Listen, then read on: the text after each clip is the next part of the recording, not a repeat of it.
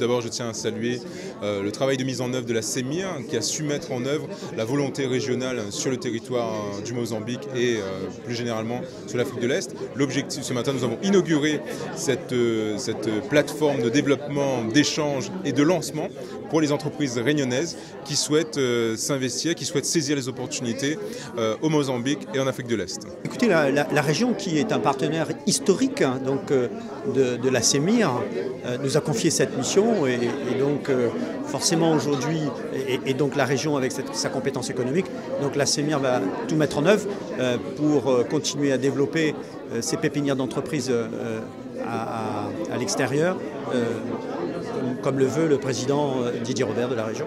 Comment vous allez procéder? Vous accueillez les entreprises qui sont de passage ici, qui veulent s'installer, qui sont hésitantes?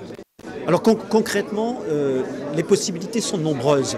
Une entreprise qui veut s'installer de manière durable peut prendre possession d'un de nos locaux et s'installer d'une manière durable et éventuellement trouver ensuite une opportunité pour prendre leurs propres locaux. D'autres entreprises qui souhaitent venir en prospection, donc cela est possible. Donc des mises à disposition sous forme de location à la journée, à la semaine, au mois. Donc tout ça est possible pour permettre à nos entreprises de venir en prospection ici au Mozambique.